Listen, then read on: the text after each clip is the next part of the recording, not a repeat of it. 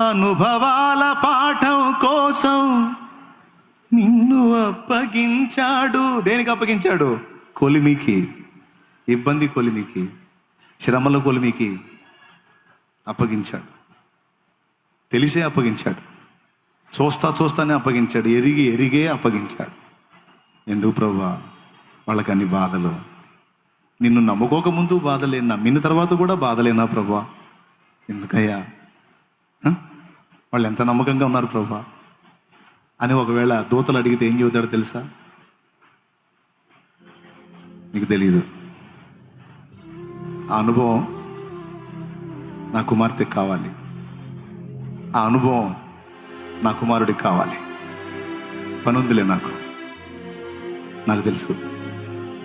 ఎంతవరకు వాళ్ళు నా కొలిమిలో ఉంచాలో నాకు తెలుసు, ఎప్పుడు బయటికి తీసుకురావాలో కూడా నాకు తెలుసు.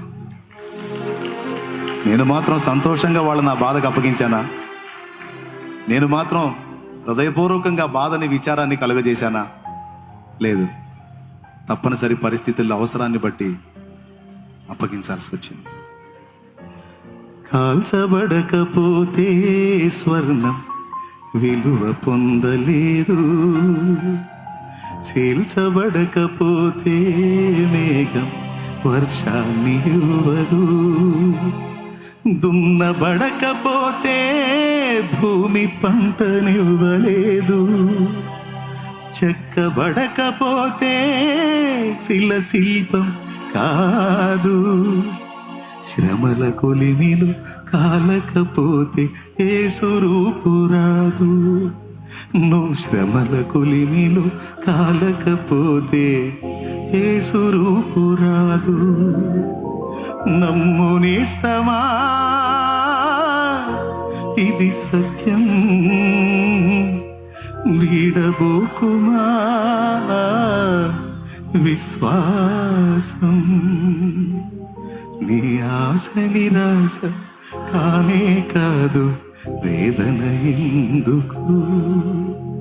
నీ కన్నీరు కలకాలముండదు, కలతే చెందకు.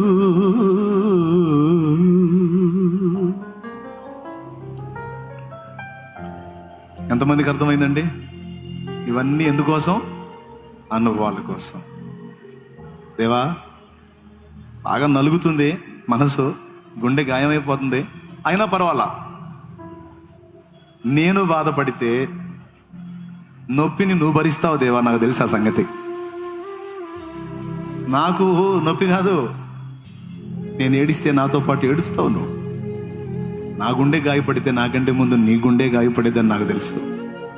ఎందుకంటే నేను నీ సంఘం, నీలో ఒక అవయవం. సౌలా సౌలా, నన్ను ఎందుకు హింసిస్తున్నావు అని అడిగావే. సౌలు హింసించింది సంఘాన్ని, కానీ నువ్వేమన్నావు నాకు తెలుసు. నన్ను ఎందుకు హింసిస్తున్నావు అన్నావు. అంటే శ్రమ పడుతున్న సంఘం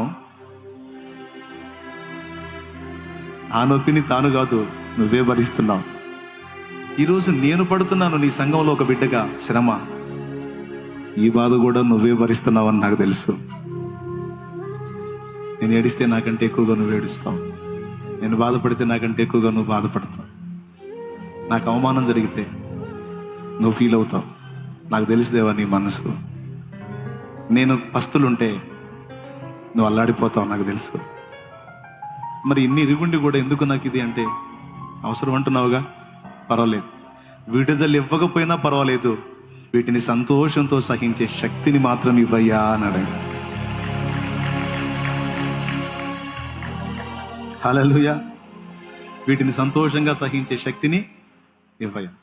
ఇలాంటి అనుభవాల సారంలో నుంచి వచ్చేది ఆ క్రొత్త కీర్తన. ఎవ్వరికి లేదు ఇది, మనం పొందేది ప్రభుతో.